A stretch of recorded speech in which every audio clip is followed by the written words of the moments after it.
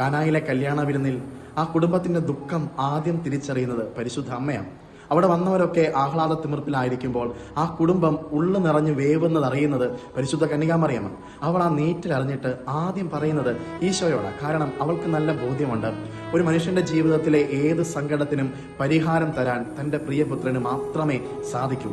സങ്കടത്തിന്റെ ഒരു വലിയ രാവിൽ ആ മനുഷ്യരെ ചേർത്ത് പിടിച്ച് അവർക്കുള്ള പരിഹാരത്തിന് വേണ്ടി പുത്രൻ തമ്പുരാനോട് പരിശുദ്ധ കന്യകാമറിയം ചോദിക്കുമ്പോൾ അമ്മ പറഞ്ഞതുകൊണ്ട് അവന്റെ ഹിതം ഈശോ വെളിപ്പെടുത്തി കൊടുക്കുക. കാനായിലെ കല്യാണ വിരുന്നിൽ അമ്മ പറഞ്ഞ വാക്കനുസരിച്ച് അമ്മ പറഞ്ഞത് കേട്ട് ഈശോ വെള്ളത്തെ വീഞ്ഞാക്കി മാറ്റുമ്പോൾ സങ്കടം മാറി സന്തോഷം ആ ഭവനത്തിലേക്ക് വരും. എൻ്റെയും നിങ്ങളുടെയും ജീവിതത്തിൽ പരിശുദ്ധ അമ്മയോട് എൻ്റെ നിങ്ങളുടെ ദുഃഖങ്ങളും സങ്കടങ്ങളും പറയുമ്പോൾ അമ്മ അത് ഈശോയോട് പറയും.